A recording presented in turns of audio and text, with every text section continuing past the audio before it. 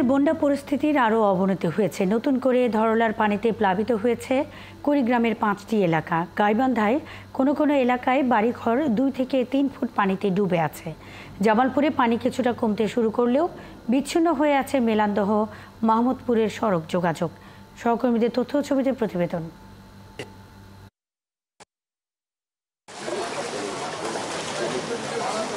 নতুন করে ধরলার পানিতে প্লাবিত হয়েছে কুড়িগ্রামের 5টি এলাকা। রাস্তা তলিয়ে যাওয়ায় যাতায়াতের সমস্যায় পড়ছেন এলাকার মানুষ।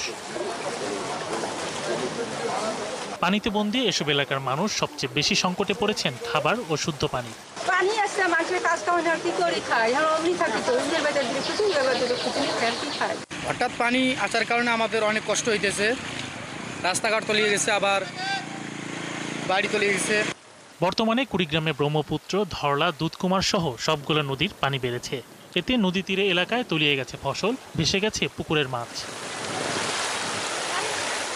একইভাবে গাইবান্ধায় নদ নদীর পানি কিছুটা কমলেও এসব এলাকার মানুষের বাড়িঘরে হাঁটু ও কোমর পানি। বাড়ির সামনে আল্লাহ উঁচু জায়গা উঠতে বসে আছি, পানি খুব কষ্ট হচ্ছে। গরু বাছুর নিয়ে, ছাগল ভেড়া নিয়ে কি অবস্থা। দুর্গত মানুষের ভোগান্তি কমাতে জেলা প্রশাসনের পক্ষ থেকে 181টি স্থায়ী ও 80টি অস্থায়ী আশ্রয়কেন্দ্র খোলা হয়েছে। কিন্তু দুর্গত বেশিরভাগ মানুষেরা তাদের বাড়িঘর ফেলে আশ্রয়কেন্দ্রে আসতে চাচ্ছেন না। জামালপুরে পানি কিছুটা কমতে শুরু করলেও বিচ্ছিন্ন হয়ে আছে মেলান্দহ মাহমুদপুর সড়ক যোগাযোগ। এতে 150 শিক্ষা প্রতিষ্ঠান বন্ধ হয়ে গেছে। তলিয়ে গেছে 7000 হেক্টর ফসলি জমি ও রাস্তাঘাট। আমরা বন্যার মধ্যে ভাসি যাওয়া লাগছি। এখানকার বন্যার মধ্যে এখন খাই কি, বাড়ি ঘর দিয়ে রাঙ্গরে নাই খেয়ে। আমার তো বাড়িতে পানি, আমি বউ পেটে নিয়ে গাবতলি বাড়ির মধ্যে স্কুলের অফিসের বাড়ির মধ্যে আছি। এখন আমরা কি খাই? আমার কাজকর্ম নাই, কোনো কিছু নাই, সব বাড়িতে বস না, বাড়িতেও পানি। পোলা বানারে কি খাওয়াই, আমরা নিজেরা কি খাই, এইভাবে কোনো কিছু সাহায্য পাইতেছি না। এছাড়া লালমনিরহাট ও বগুড়ায় বন্যা পরিস্থিতির অবনতি হচ্ছে। লালমনিরহাটে পানিবন্দী হয়ে আছে 13টি ইউনিয়নের প্রায় 30,000 পরিবার। শরীফ আজাদ প্রীতম, 71। সিলেটের জকিগঞ্জে কুশিয়ারা নদীর বেড়ি বাঁধ ভেঙে পানি ঢুকে এখনও প্লাবিত হচ্ছে গ্রামের পর গ্রাম। দুদিন থেকে জকিগঞ্জের আমলশিদে কুশিয়ারা নদীর পানি কিছু কমলেও বাঁধ উপচে পানি প্রবেশের কারণে জকিগঞ্জের বিভিন্ন ইউনিয়নের বাড়ি থেকে এখনও পানি নামছে না, যে কারণে চরম ভোগান্তিতে এলাকাবাসী। এখন নগদের কাছে সব গ্রাহকই প্রিয়, তাই তো সারা দেশে ক্যাশ আউট চার্জ সবচেয়ে কম। বন্যা পরিস্থিতির আরও খবর জানাতে সিলেট থেকে যুক্ত হচ্ছে হোসেন আহমেদ সুজাদ এবং বগুড়া থেকে শাহজাহান আলী। শুরুতে আমরা সিলেটের খবর জানব।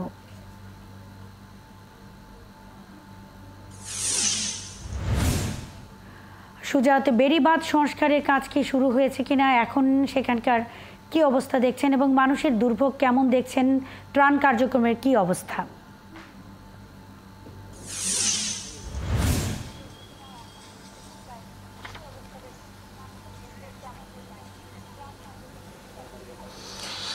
দেখুন, গেল 3 দিন থেকে কিন্তু এখনও কুশিয়ারা নদীর ডাইক ভেঙে পানি প্রবেশ করছে লোকালয়ে। এখনও কিন্তু বেড়িবাঁধ সংস্কারের তেমন কোনো উদ্যোগ নেই।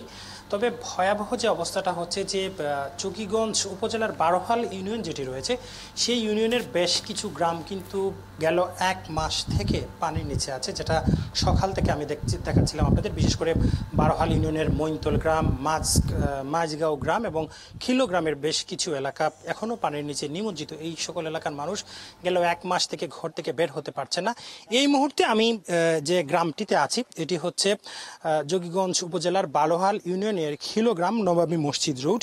এই রোডটি কিন্তু গেল 1 মাস থেকে পানির নিচে তলিয়ে আছে এবং এই রোড দিয়ে গিয়ে কিন্তু প্রায় 500 পরিবারের সেখানে বসবাস। সেই 500 পরিবার গেল 1 মাস থেকে পানিবন্দী আছেন। এখানকার যারা মানুষ রয়েছেন তাদের অনেকের সাথে আমরা কথা বলছিলাম। তারা আমাদেরকে বলছেন যে তারা কোনো ধরনের ত্রাণ সহযোগিতা পাচ্ছেন না। আমরা একজনের সাথে একটু কথা বলবো। আচ্ছা, কি অবস্থা? সরকারি সহযোগিতা কি কিছু পেয়েছেন এবং পানির কি পরিস্থিতি? জি না, আমরা কিচ্ছু সহযোগিতা পাইতেছি না বাবা। আজকে দীর্ঘ 1 মাস ধরে আমরা পানিবন্দী আছি।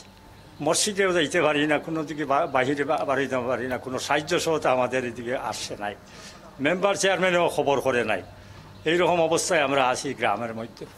বিগত 1 মাস হয়ে গেছে কি 500 পরিবার আছে, গৌরও পানির নিচে, রাস্তাও পানির নিচে। এইভাবে আমরা দুর্গতির মধ্যে আমরা আছি। তাই আমাদের দিকে সরকারের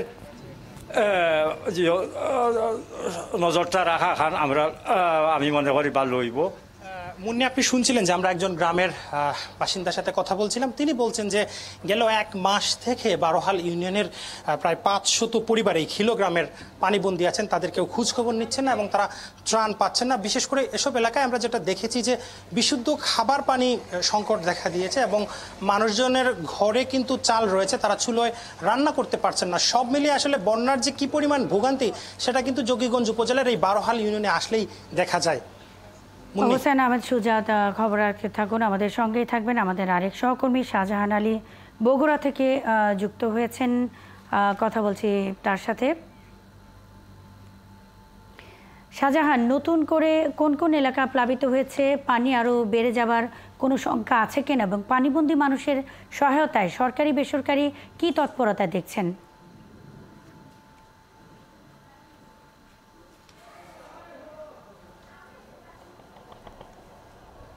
মুন্নি, আপনাকে জানিয়ে রাখি যে এবারের বন্যায় বগুড়ার যে 3টি উপজেলা সারিয়াকান্দি, সোনাতলা, ধুনুট, এই 3 উপজেলার 15টি ইউনিয়নের 74,000 মানুষ পানিবন্দী হয়ে আছে। আর এর মধ্যে সারিয়াকান্দি উপজেলার 12টি ইউনিয়নের মধ্যে 10টি ইউনিয়ন, সোনাতলা ইউনিয়নের 4টি ইউনিয়ন এবং ধনুট উপজেলার 1টি ইউনিয়ন, এই মোট 15টি ইউনিয়নে 74,000 মানুষ কিন্তু এখন পানিবন্দী প্রায় 1 সপ্তাহ ধরে। আমি এই মুহূর্তে আছি চন্দনবাইশা ইউনিয়নের ঘুঘুমারি এলাকায়। সেখানে আপনি দেখতে পাচ্ছেন আমার পিছনের অংশটা, সেটি হলো একটি প্রাথমিক বিদ্যালয়। এর পাশাপাশি যে মানুষের ঘরবাড়ি আছে, সেই ঘরবাড়ি কিন্তু প্রায় 50 থেকে 60টি ঘরবাড়ির মানুষ কিন্তু এখন চলে গেছেন নিরাপদ স্থানে। মানে যে যেখানে পারছেন সেখানে তারা আশ্রয় নিয়েছেন। আর সরকারি ত্রাণ তৎপরতার কথা যদি বলি আপনাকে, তাহলে এ পর্যন্ত প্রায় 1000 মেট্রিক টন চাল জেলা প্রশাসনের পক্ষ থেকে দেওয়া হয়েছে। আর পাশাপাশি প্রায় 1000 প্যাকেট যে শুকনো খাবার সেগুলো দেওয়া হয়েছে। কিন্তু যেটুকু ত্রাণ এবং শুকনো খাবার দেওয়া হচ্ছে সেগুলো কিন্তু এই মানুষের যে চাহিদা তার চেয়ে কিন্তু অনেক কম, যার কারণে কিন্তু অনেক জায়গায় এই ত্রাণ তৎপরতার যে এখনো কোনো মানুষের হাতে পৌঁছায়নি। আপনি দেখতে পাচ্ছেন যে এই যে প্রাথমিক বিদ্যালয় সেটি কিন্তু একটি নয়, এরকম প্রায় 40টি প্রাথমিক বিদ্যালয় এই পানিবন্দী অবস্থায় আছে। পাশাপাশি 5টি মাধ্যমিক ও উচ্চ বিদ্যালয় সেটিও কিন্তু পানিতে তলিয়ে আছে। এই সকল বিদ্যালয়ের পাঠদানও কিন্তু এখন বন্ধ রয়েছে। সব মিলিয়ে যে সারিয়াকান্দি, সোনাতলা এবং ধনুট উপজেলার এই কয়েকটি উপজেলার যে মানুষের যে দুর্ভোগ সেটি কিন্তু এখন চরমে। এর মধ্যে রয়েছে খাবার পানির যে সংকট এবং রান্নাবান্না করার কাজে যে জ্বালানি সেটি তো আছেই। তাছাড়া আছে যে তাদের যে গবাদি পশুগুলো আছে সেই গবাদি পশুগুলোর কিন্তু খাবারের সংকট। এই ছিল আমার কাছে তথ্য বগুড়া থেকে। শাহজাহান আলী, অসংখ্য ধন্যবাদ তথ্য জানানোর জন্য। সঙ্গেই থাকবেন বন্যা পরিস্থিতির সবশেষ খবরাখবর নিয়ে হোসেন আহমেদ সুজাত সিলেট থেকে এবং শাহজাহান আলী বগুড়া থেকে এতক্ষণ যুক্ত ছিলেন।